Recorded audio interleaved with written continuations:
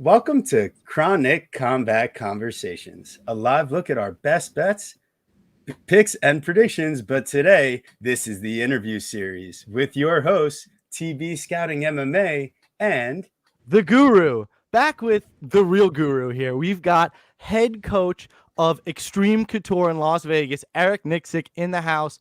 Thanks so much for joining us, buddy. Oh, it's my pleasure, man. Thanks for having me on. It really, really means a lot to us, man. So, I mean, how's it going? That's probably the first thing we should start with. How are you?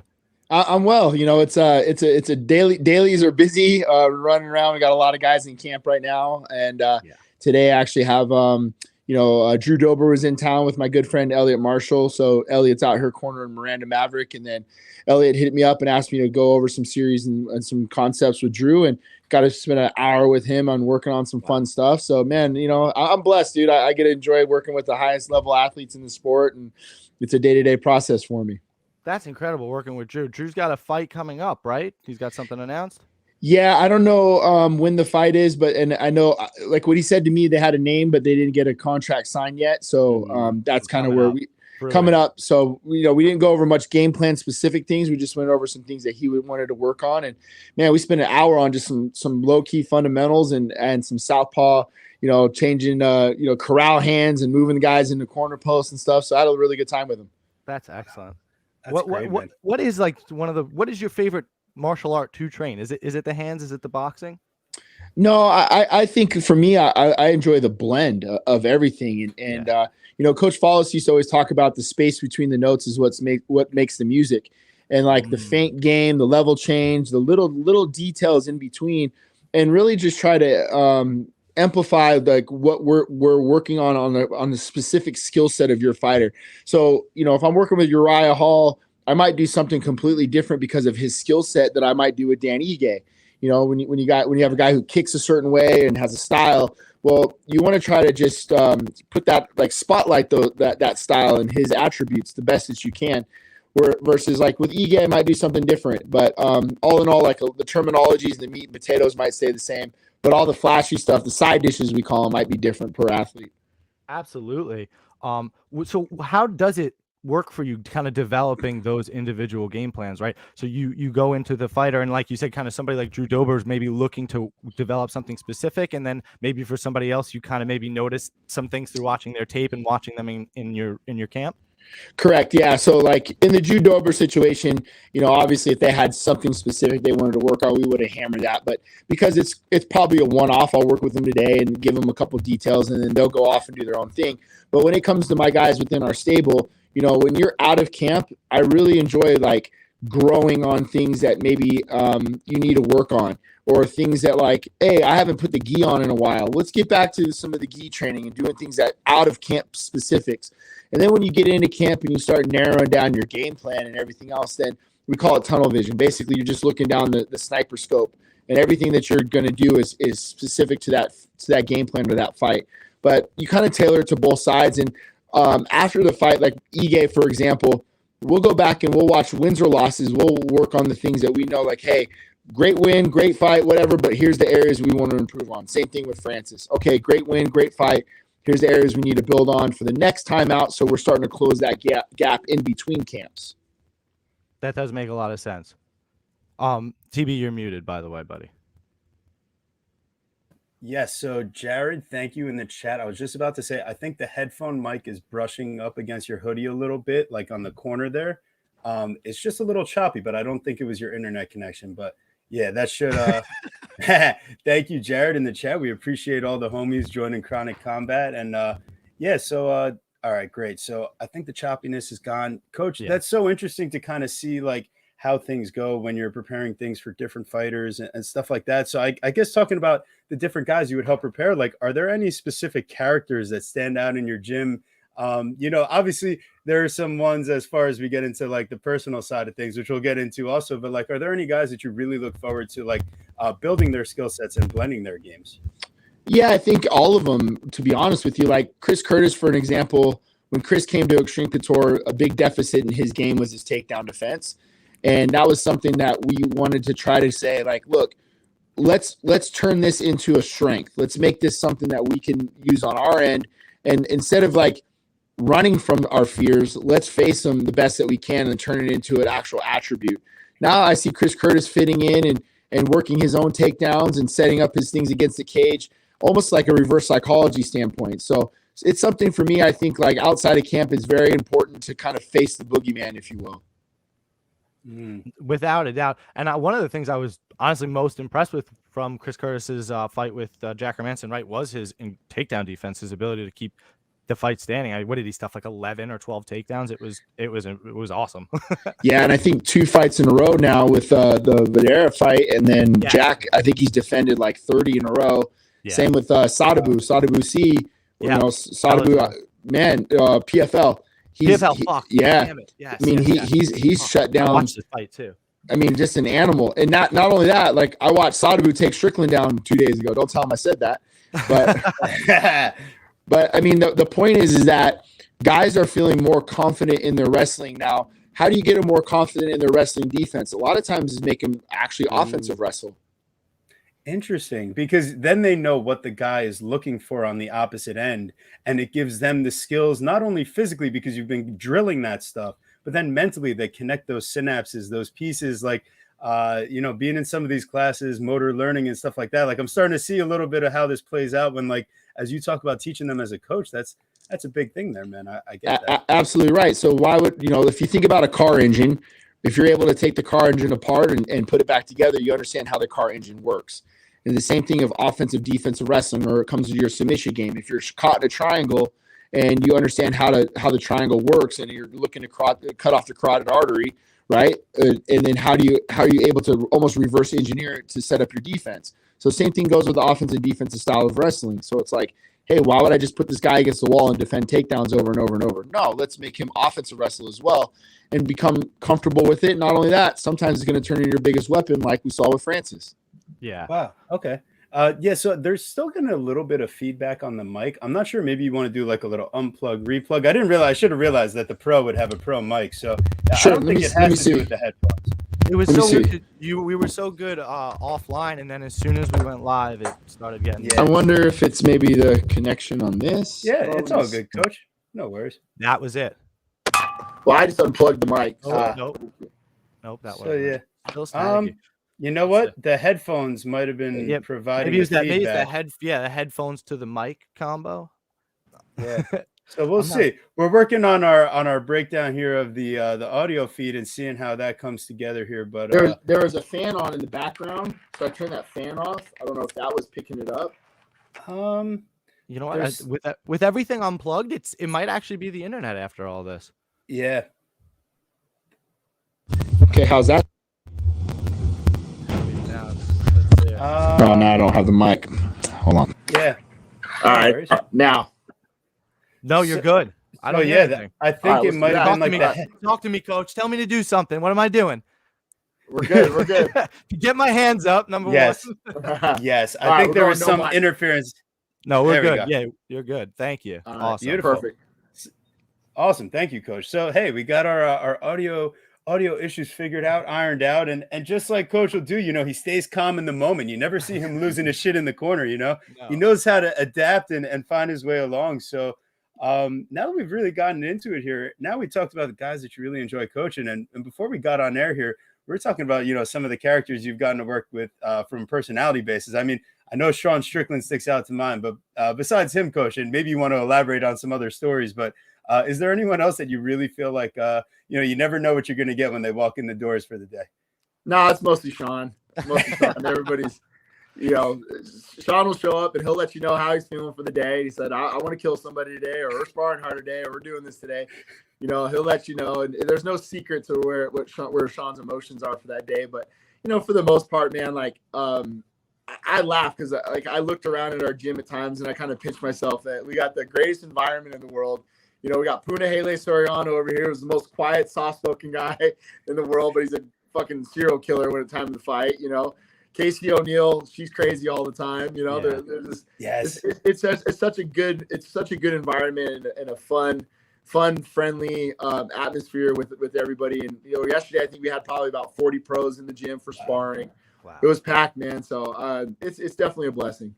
That was really something I did want to ask you about, right? Your gym has kind of become like this international hub for fighters searching for kind of a different look, whether it's to, improve their game or, I mean, just completely retool their game.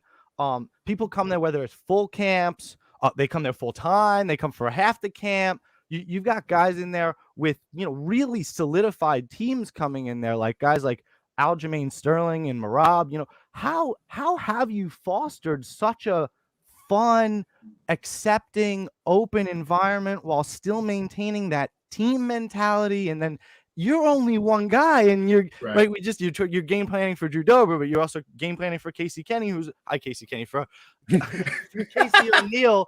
Geez Louise, for Casey O'Neill, who's like, one of your prospects. And then you've got guys like Sean Strickland, who you can't exactly game plan for because he's too much of a wild card. You got Chris Curtis. All right, we're just name dropping. We could just keep going and going. Francis Ngannou, right? We just go down and down. So how does that work, man? That's like a lot of different moving parts. Yeah, I think really because we have such a good team and a great environment of coaches around here, to where it's like, without Jake Shields, without Eddie Baracco, without Dennis Davis, Ray Sefo, Jimmy Gifford, Nate Pettit, like we're just this. I think the formula that we have here is everyone here feels like they're getting what they need, and you're never going to hear one coach say don't work with a specific coach in our gym.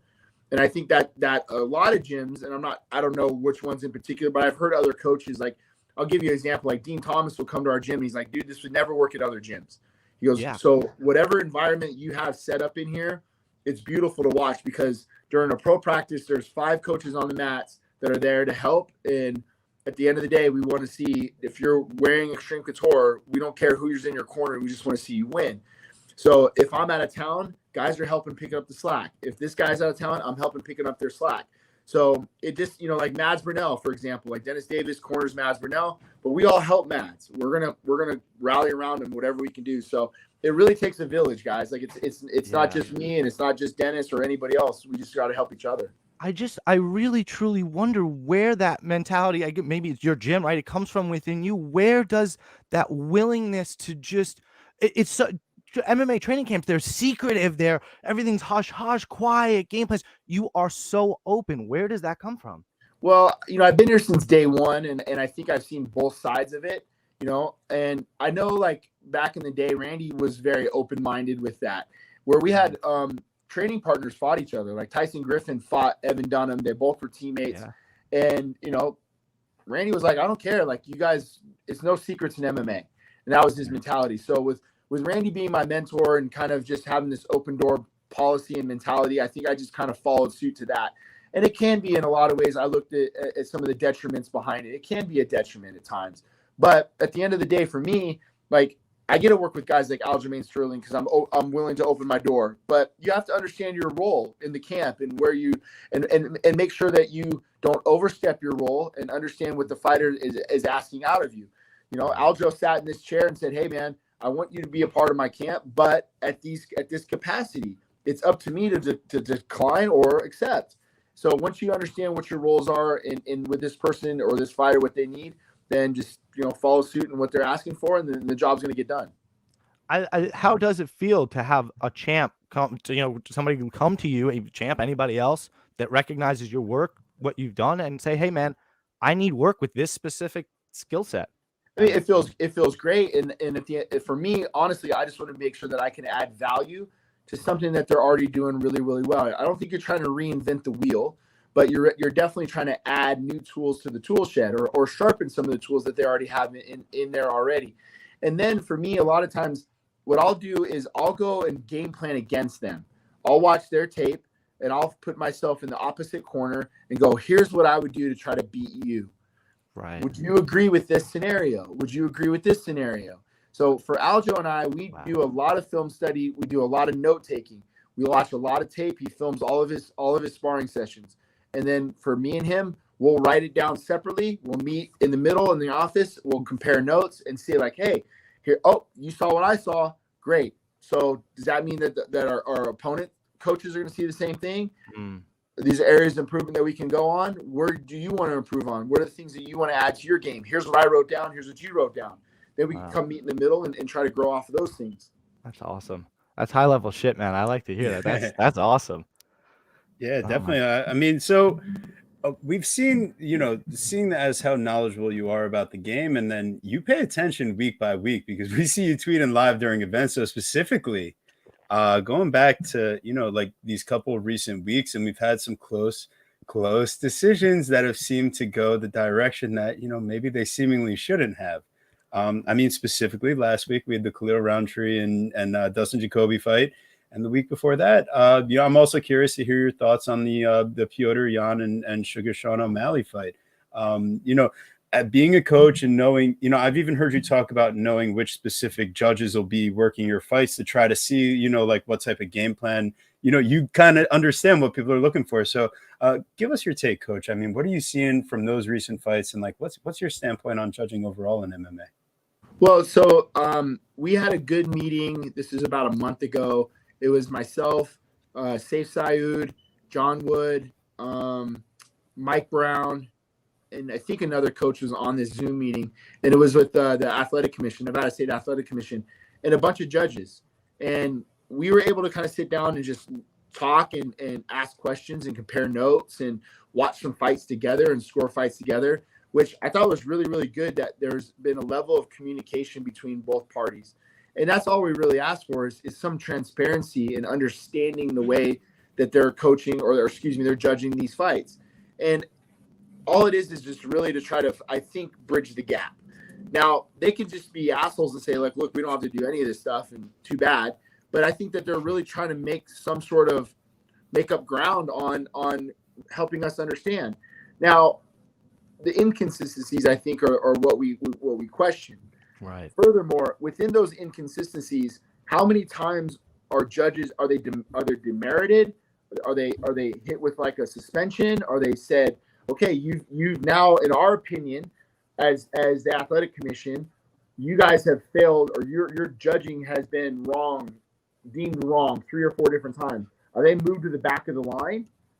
Right. Like, even a doctor like has to go to some sort of like medical committee where they deem and all the doctors and lawyers go over what they did and they go through the checks and balances. You know what? You actually, prescribed this patient this medicine when you should have done X, Y, and Z. Like you're right. There is the lack of, it's the accountability that's become one of the biggest problems. And it's as a fan, it hurts so much because we have such a beautiful sport that's can be so concrete and obvious with finishes, and then it's all up to objectively. It's all up to opinion. It's all up to opinion when it comes to judging. And the inconsistency of what your opinion is on effective damage versus the inconsistency of another judge's opinion of it, right? At what point does volume take over on one power punch, right? And it's really depicted on you, on how you. So I know, and I said this to Sal D'Amato, and I like Sal.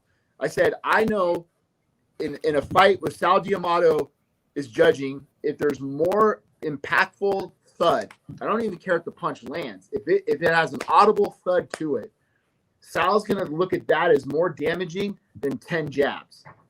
Wow. So at what point does one overtake the next, right? And they have no answers for those things because, why? It becomes subjective. So I do know that after every fight in Nevada, that the judges, the referee, they all meet right after the fight and they go over why they made their decision with Jeff Mullen or Alex or somebody within the Nevada State Athletic Commission. My question was, if there's an egregious call, is that judge pulled for the rest of the night? Is that judge reprimanded? Is that judge hit with a demerit? How does that work? Or is it just like, hey, we talked about it and then we move on, right? Yeah. That's some of the transparency that we were looking for within that meeting.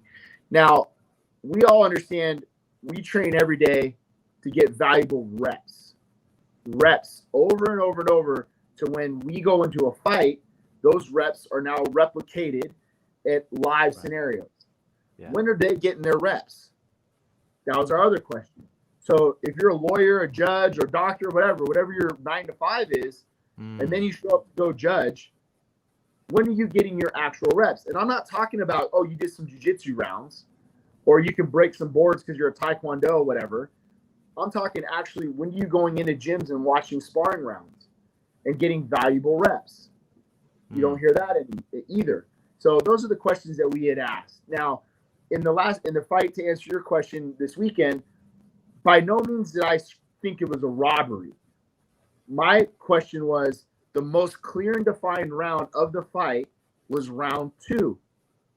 And that went to Dustin Jacoby. So why did Ben Cartledge find round 2 for Khalil Roundtree? That's all I think that should be asked in a post-fight interview.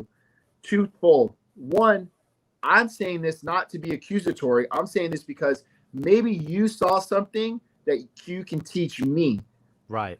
I didn't see that. I didn't think of that. I didn't add that onto what I was thinking.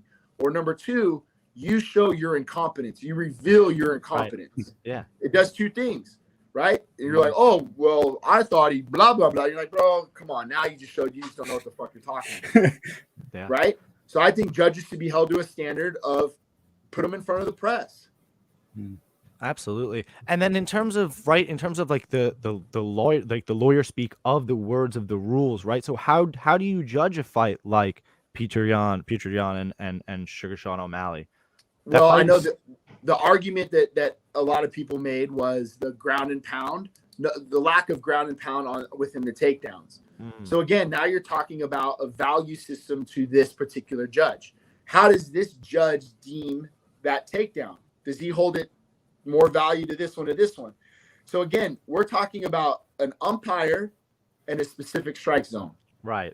So when I walk up to the apron and I look and I see Adelaide Bird, Sal Diamato, and Mike Bell, I'm talking anecdotally with the reps in my head or the running through my database of going, okay, Adelaide Bird tends to favor more striking or more boxing elements, right? Because that's where she comes from. Dave Hagen's going to favor more grappling-based things because I know he's a Team Quest lineage guy, and that's where he comes from, is grappling-based. Sal Diamato tends to favor more heavier strikes because I know Dan Ige won a split decision victory against Edson Barboza that a lot of people thought Dan lost, but Dan had more of the impactful punches. Right. I know Dan Ige lost a split decision to Josh Emmett because Josh Emmett had more of the impactful punches. Right. Common denominator, Sal Diamato in the corner, right? And it's not a knock on Sal. It's just I'm trying to understand what? His strike zone. Yeah. Wow. That is such a beautiful analogy. And you know what? It brings me to another question that I had for you, because you use these cross-sport analogies, and I know you have a big, deep history just in athletics overall. So my question is, like, do you have a favorite sport outside of MMA and any favorite teams that you follow? It's definitely football and diehard Florida State guy. Nice. Oh, college. Diehard Florida State guy, man. I grew Seminoles.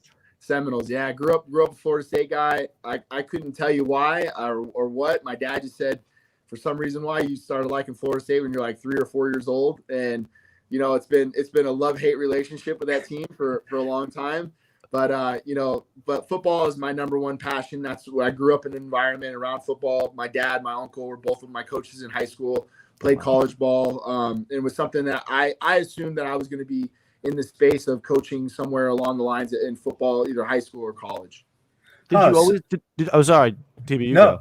No, it's good. I was going to say, that kind of almost gives me a reason to why you run your camp a little bit differently than people who have their background strictly in MMA. That team aspect in the NFL or football, just in general, specifically, I mean, you're talking the college level. And I actually interned a bit on the training staff for the UMass football team. So I have an understanding of how it goes on the inside and how many different pieces it takes to connect. So, it does almost like connect pieces for me of why we were talking about before, like, oh, I don't know how it ended up this way. I'm like, what? I think we might have like stumbled upon why, Yeah, for sure.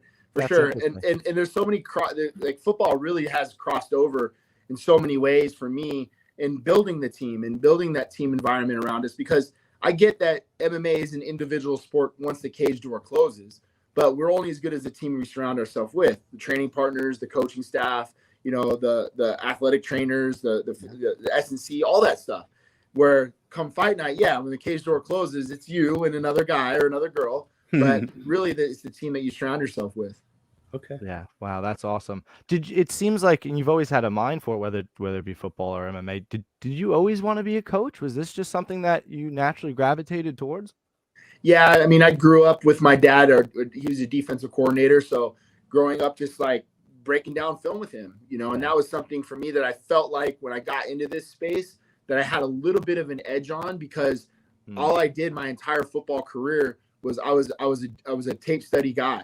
And I would sit and watch my dad break down offenses was as a defensive coordinator. Okay, looking for tendencies. They're on the left hash on 3rd and 15. Wow. And the right guard pulls, we got X, Y, and Z. And I would sit there and just, chart plays with my dad. And 7, 8 years old, charting plays, watching tendencies. Oh my goodness. So when it came over for me to start MMA, I don't think tape study was as prevalent as what it is today. And I feel like I had a part of that tape study changeover, because a lot of guys, like older guys in the room, said I just go in there and fight because it's a fight. Well, if I'm going to go hunt prey, or I'm going to go hunt something, I want to look at its tendencies. I want to look at its body language and its mechanics. So the moment I walk in there, it's something that I've already played through in my head. Yeah, absolutely. That's super deep. That really is deep, man. No, I'm not sure how many people operate on that same playing field. And I think that's why people are coming to you. It's really awesome to kind of pick your brain and start to hear those things, man. That's really awesome. Yeah, and especially us coming from the gambling side of things, we also come from the Dan Tom school of analysis in the game, and we know you are lucky enough to have that awesome man training in your gym and in the pro. I'm hoping he still has everything coming together for a fight and everything, but man, like, it's just so cool seeing why, where he might have even learned a lot of his approach from too. So especially someone we respect so much. Yeah, man, me too. I call Dan on stuff all the time, and I started that years ago. He'll tell you, when I first started, really coaching more, he was a resource for me in a lot of ways, because look, sometimes like we said earlier, you get so much tunnel vision that somebody, if you're a sniper, you always have a spotter. And what's the spotter looking at? The overall environment. The sniper is dead set on the target, and your spotter is there to help look and make sure you're not getting flanked. Sometimes it's nice to have somebody like Dan who can be your spotter or give you something that maybe you were missing out on or overlooking, and go, oh shit, I never thought of that. So I trust in Dan in a lot of ways, where I pick up the phone and call him and go, hey, what's your analysis on this guy? And he'll give me something right off the top of his head. That's how great he is with that stuff. He's so incredibly sharp. And it makes my nickname of Guru like that much more laughable, because even TB is like so sharp with the tape study, and I'm so much more of a layman, and it's really, really very funny. But yeah, I mean, when I get to read Dan Tom's articles or listen to his podcast, it's truly it's illuminating, and I always love using him as a resource as well to try to make some money. So I super proud of that guy, man. He's such a good dude. He really is such a wonderful like spirit. Like he'd give you the shirt off his back and win twice. Hey Guru, you got one more question here before we let Coach run away? Yeah, because we've kept you for too long, Coach. You got a million things to do. No, it's all good. I really appreciate that. So you talked about, right, you're playing college ball, playing football. When exactly did MMA come across on your route? Did you ever compete? Did you ever want to compete? Right? And then of course, obviously the coaching parts kind of make sense, but how did you get into coaching MMA? Yeah, man. Honestly, it was a very different path than most. So I came to Xtreme Couture in 2006, the December of 2006. And the gym technically opened, I believe it was February of 2007. So Randy was getting ready for Tim Sylvia. He basically just acquired this gym. I knew he was going to open the gym, but we didn't know when. We didn't really know where it was at. We just kind of stumbled across it, being a friend.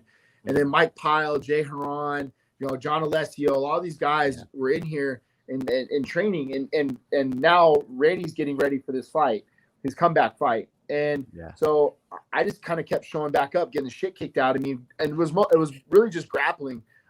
Pyle would have us come in, and he needed bodies to grapple with, and he would beat the living shit out of us. And they would I was dumb enough to keep coming back. So when the gym opened, I was literally member number one. Wow. Yeah. Wow. So I was number one. So in that time, I was going to school, be a firefighter paramedic.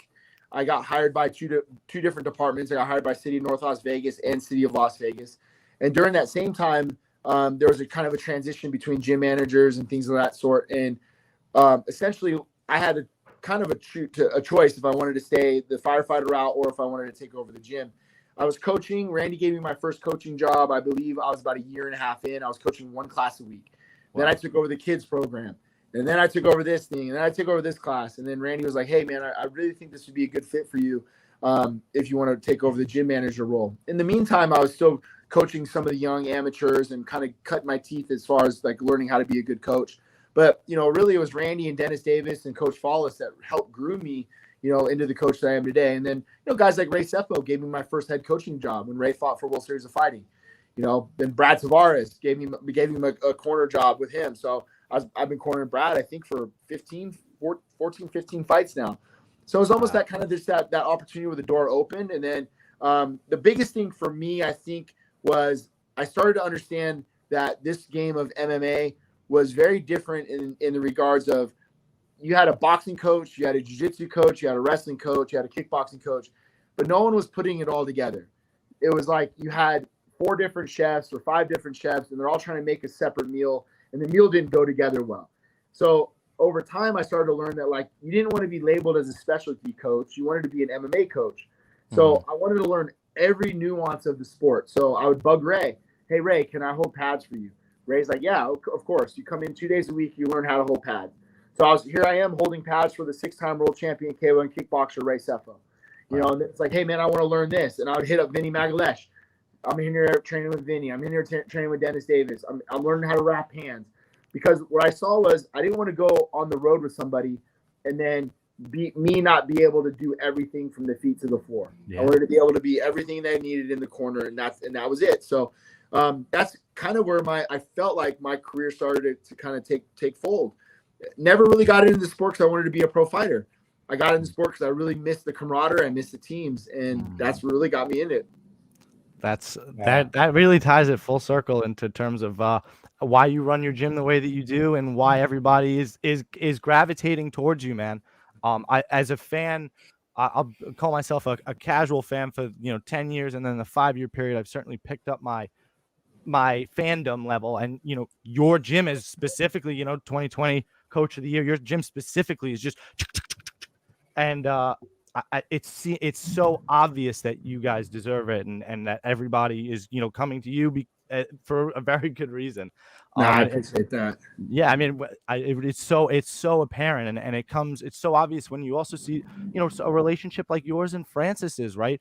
I just saw the picture of you and not you, of his son, your son and him. Oh my God, your son and him dressed up as ninjas for Halloween. Like that's so adorable. What is that relationship been like? That journey been like?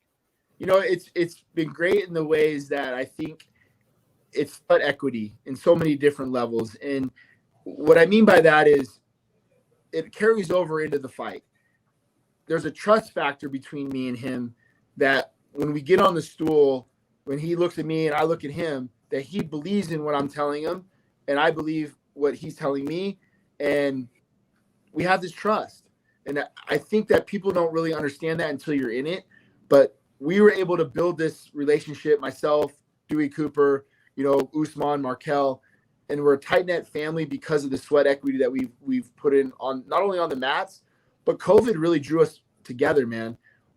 We didn't have anything to do. We had nowhere to go, right? So it was like, hey, let's just train. We'd come to the gym, me and him, and we'd get the shit kicked out of ourselves, and then after I'd hit him up and be like, hey, do you want to come over for dinner? And he would come over and hang out for hours and hang out with the family, and he legit became part of our family. Yeah. It really looks like part of the family, and that's like the coolest part is just how close you guys clearly are, and that trust level so clearly came through in a fight that, right? Francis beat anybody. Francis would beat everybody. Oh, except for Cyril Gahn. Not so sure. Pick 'em odds, whatever. Yeah. Dog odds on Francis. Okay, guy, whatever you say. I don't know about that, but Gahn's a beast, though. There's no, not even a remote knock on that. That guy is just a prodigy on all levels. For sure. Yeah. So, I mean, that brings it full circle. And speaking of family, Mr. Coach Nicksick, welcome to the Chronic Combat family. It's been a pleasure having you on and really being able to pick your mind and learn about your background, where you've been, where you're going. And we can't wait to keep on following everything going on, man. And who knows? Maybe one day we'll have you for a betting breakdown show. We'll see how it goes, man. But this was already a blessing on its own right. So thank you so much for joining. My pleasure, guys. Anytime, hit me up, let me know, and I'll be happy to come back on. We'd love to have you, man. So we will call you on that. So be careful. Yeah, absolutely, no problems at all. Awesome. Thank you, Coach. Thank you so much for your time, bud. All right, guys, have a good day. You too, man. Take care. See ya. All right, guys. Well, hey, that was our interview with Coach Nicksick. And if you haven't already, I'm bringing it up because you got to like and subscribe. Please, the best bets, the best guests, and always free picks. We got our beautiful Wednesday interviews. Even if it's not our betting breakdown, we'll be back live at 8 o'clock tonight with your boy, Brett Apley. We'll be getting after it. So I hope you guys join us. It's going to be a great time. Thanks for coming on this show, and I hope you're back again soon to join us for some more action. Guru, before we cut away, look at Terrence over there. Oh, my God. Anything else, my guru? God, I'm such a jerk calling him Eric. Like, can you tell I'm not from the sports background, not calling him coach? It's like, okay. He's earned it like a doctor. Like, what am I not going to call him doctor? Like, right. coach. So, okay, you have to understand, like right now I am working at a basketball gym. So, right, so everyone that I talk to, it's coach, and they call me coach, even though I'm working the desk, even because I'm working with people and stuff too. So it's like, for me, it's just drilled into my head, like coach TV, coach. Yeah, I should have been. I mean, I try to be a little bit friendly. I probably shouldn't call him coach. You know, you're familial, and I'm always proper. So maybe we meet in the middle. You know, that's the guys. Everybody come back at 8 o'clock. We're gonna break down. See you then. Fights. Let's go. We love you, Jew. We love you, Jared Curry. Thanks for being live in the chat, and shout out to people. See you soon. Share this video, guys.